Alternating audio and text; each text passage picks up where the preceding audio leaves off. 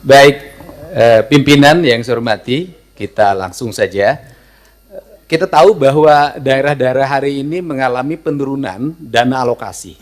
Bahkan ada beberapa daerah yang hampir tidak lagi memiliki kemampuan untuk memenuhi kebutuhan dasar pembangunannya karena dihabiskan untuk belanja pegawai. Ada pengangkatan P3K memiliki implikasi terhadap terkurasnya dana alokasi pembangunan dan DAU. Kemudian yang berikutnya, setelah itu dana DAK mengalami penurunan, terutama di bidang infrastruktur. Ini memiliki implikasi yang cukup luas terhadap kinerja pembangunan di setiap daerah. Kalau data-datanya kita sudah sampaikan lah, nanti tinggal dilihat. Nah, seluruh problem itu menurut saya harus segera diselesaikan dalam kerangka kerja, dalam rekrutmen kepegawaian P3K yang sesuai dengan kualifikasi yang dibutuhkan oleh daerah. Saya berikan contoh misalnya, tidak semua menurut saya seleksi untuk P3K atau ASN itu harus melalui pendekatan seleksi digital. Kenapa? Karena ada beberapa spesifikasi pekerjaan yang itu tidak perlu digitalisasi. Sopir truk sampah itu nggak usah seleksi ASN menurut saya. Tukang sapu itu tidak usah. Tukang taman tidak usah. Tenaga office boy tidak usah. Tenaga pengamanan tuh tidak usah. Apa sih dampaknya dari rekrutmen ini? Yang pertama dari sisi rekrutmennya terjadi rekrutmen ASN dan P3K, tetapi di sisi lain kebutuhan yang dibutuhkan oleh daerah dan provinsi itu tetap dilakukan, pada akhirnya ngangkat lagi melalui outsourcing. Ini pertama pendekatan. Kemudian yang kedua, bahwa BUMD pasti kualifikasinya nanti data disampaikan, ada sehat, ada dalam kategori sehat banget, ada yang dalam kategori tidak sehat. Yang tidak sehat kami lagi lakukan audit investigatif, kemudian nanti akan dilakukan dua pilihan, diteruskan atau ditutup. Nah, problem dari BUMD itu di daerah itu satu saja, BUMD diisi oleh tim sukses. Itu problemnya, sehingga profesionalismenya dikesampingan. Rambu-rambu ini harus segera dibangun dengan baik. Terus kemudian yang berikutnya, ini Jawa Barat. Jawa Barat ini provinsi menurut saya paling aneh. Jumlah penduduknya hampir 50 juta, terbesar di Indonesia. Tetapi jumlah desanya kecil dibanding Jawa Tengah. Jumlah kelurahannya kecil dibanding Jawa Tengah. Jumlah kecamatannya kecil dibanding Jawa Tengah. Sehingga desa di Jawa Barat ada yang menanggung penduduk satu desa 150.000. Nah, komposisi dana desa itu pendekatannya tidak seperti itu. Tetap saja pendekatan-pendekatan normatif daerah. Ini yang harus segera dilakukan evaluasi.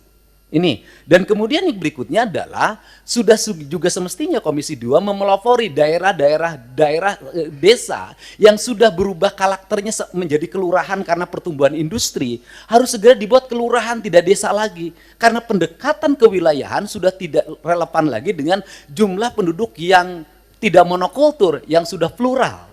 Yang perlu dilakukan pendekatan birokratif bukan berdasarkan pendekatan politik. Ini yang harus dilakukan. Kemudian yang berikutnya adalah daerah menanggung beban apa lagi? Instansi vertikal seperti Kementerian Agama itu kewenangannya banyak banget. Ngurus madrasah diniyah, madrasah sanawiyah, madrasah aliyah, masjid, pondok pesantren, tapi duitnya nggak bawa. Nah, pada akhirnya kalau gubernur tidak memenuhi, kalau bupati tidak memenuhi kebutuhannya, maka nanti akan dibenturkan dengan isu agama, tidak berpihak pada kepentingan umat. Padahal di satu sisi, dia masih memiliki kewajiban-kewajiban terhadap sekolah SD negerinya masih roboh, SMP negerinya masih roboh, SMA negerinya masih roboh. Nah, problem seperti ini kalau dibawa ke wilayah politik DPR, maka kita akan mendominasi kepentingan ini dibanding kepentingan internal kita, yang menjadi kewajiban dasar kita. Untuk itu nanti ke depan Kementerian Agama harus jelas. Kalau dia mengatakan bahwa masjid tanggung jawab Kementerian Agama, madrasah diniyah tanggung jawab Kementerian Agama, madrasah sanawiyah Kementerian Agama, madrasah aliyah negeri Kementerian Agama, termasuk juga madrasah aliyah swasta, pesantren adalah di bawah Kementerian Agama, uang di Kementerian Agama diperbanyak agar mereka bisa mandiri. Sehingga fiskal kabupaten, fiskal kota, fiskal provinsi sangat berimplikasi kuat bagi kesejahteraan publiknya dan bagi apa yang menjadi kewajiban dasarnya. Kemudian yang berikutnya adalah ini urusan otonomi di Jawa Barat, lucu. Ada kabupaten yang penduduknya 6 juta. Ada kota yang penduduknya hanya 250.000 tapi berbatasan. Saya berikan contoh misalnya, dulu di wilayah selatan karena waktu itu ketua komisi 2-nya itu dapilnya Ciamis, Banjar, Pangandaran, sehingga pertumbuhan otonominya cepat. Kabupaten Pangandaran, Kota Banjar, Kabupaten Ciamis. Tetapi di wilayah Bogor yang penduduk 6 juta sampai sekarang nggak berubah-ubah. Kemudian juga Kota Sukabumi berbatasan dengan Kabupaten Sukabumi. Kabupaten Sukabumi penduduknya banyak sekali, sedangkan Kota Sukabumi penduduknya kecil sekali. Kota Cirebon dengan Kabupaten Cirebon. Kota Cimahi berbatasan dengan Kabupaten Bandung, berbatasan Kabupaten Barat. Kotanya kecil sekali penduduknya. Tapi di sisi lain Kabupaten Bandung penduduknya besar sekali. Fiskal ini akan lahir tidak adil. Ada kota yang mendapat alokasi relatif baik, penduduknya sedikit. Ada kabupaten yang alokasinya tidak begitu besar, penduduknya besar. Pertanyaan saya adalah ke depan bisakah dibuat inisiasi penambahan jumlah wilayah untuk sebuah wilayah? Misalnya kalau Kabupaten Sukabumi susah sekali membuat daerah otonomisasi baru, bisakah sebagian dari wilayah Kabupaten Sukabumi diintegrasikan dengan Kota Sukabumi, kotanya berubah jadi kabupaten? Ini percepatan untuk apa? Agar melahirkan rasa adil dalam percepatan pembangunan di Jawa Barat. Kemudian ke depan, bisakah dana alokasi umum standarnya bukan dari jumlah kabupaten, jumlah kota, jumlah desa, jumlah kelurahan? Bisakah standarnya adalah jumlah penduduk? Karena kalau pendekatannya hanya jumlah kota, jumlah kabupaten, jumlah kelurahan, maka Jawa Barat akan di bawah Jawa Tengah secara terus-menerus. Sedangkan beban residu akibat pertumbuhan industri berbatasan dengan ibu kota negara, berbatasan dengan Jakarta, itu memiliki implikasi luas dalam penanganan. Barangkali ini sebagai pengantar dari saya dalam pendekatan-pendekatan ke depan, dan ini amanah dari teman-teman di daerah. Semoga kebuntuan-kebuntuan ini bisa dilakukan percepatan-percepatan. Karena apa? Karena daerah diperlukan upaya-upaya kita untuk melakukan perubahan-perubahan, tidak boleh secara terus-menerus dengan pola monoton seperti ini. Nah, yang terakhir misalnya hari ini daerah harus beratraksi. Misalnya penurunan di sektor alokasi irigasi di BBWS. Itu kan harus ditutup lewat provinsi, karena itu kebutuhan dasar pertanian, kemudian daerah aliran sungai, dan itu berdampak pada banjir. Nah ini juga akhirnya kita banyak menutup. Kita ini, dan akhirnya berbagai kegiatan di daerah, itu berbagai kebutuhan di daerah yang sebenarnya itu menjadi kewenangan pusat, itu pada akhirnya juga ditutup lagi oleh daerah. Ditutup lagi oleh daerah. Ini barangkali sebagai gambaran umum, saya ucapkan terima kasih. Semoga pertemuan ini memberikan manfaat. Dan terakhir, tadi Pak Gubernur Kaltim mengatakan gubernur konten. Alhamdulillah, dari konten yang saya miliki, itu bisa menurunkan belanja rutin iklan. Biasanya iklan di Pemprov Jabar, kerjasama medianya 50 miliar. Sekarang cukup 3 miliar, tapi viral terus. Terima kasih.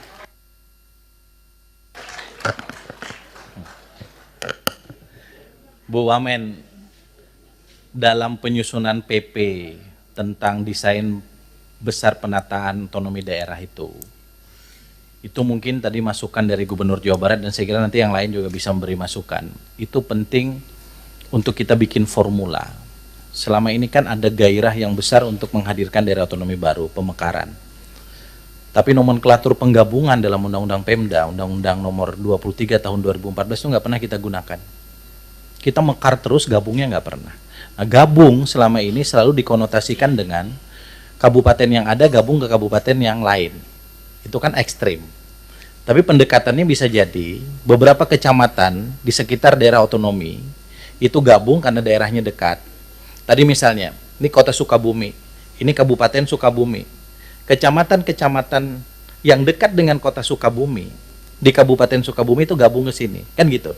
Nah, formula-formula ini menurut saya itu penting. Kami sekarang sedang meminta Kemendagri, Pak Gubernur, para gubernur, untuk menyusun PP itu. Karena itu menjadi formula kita untuk nanti menentukan bagaimana desain penataan daerah di Indonesia ke depan.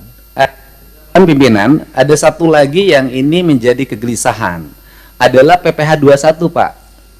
PPh 21 itu dasar pembagian bagi hasilnya berdasarkan di mana dia bayar. Industri yang ada di Jawa Barat, itu PPh 21-nya mayoritas di Jakarta. Sehingga dana bagi hasilnya untuk Pemda DKI pada residu industrialisasinya, resikonya, infrastruktur segala macam adalah tanggung jawab Pemda Jabar. Terima kasih, Pak. Pak Dirjen Keuangan Daerah itu dicatat, Pak. Termasuk dana transfer itu jangan di akhir tahun, Pak. Nanti kalau perlu nanti Dirjen Keuangan, Kementerian Keuangan atas izin pimpinan kita undang ke sini. Karena kalau enggak itu jadi silpa terus seperti yang Kaltim dan semua nanti akan mengalami. Mereka dapat uang tapi nggak bisa digunakan.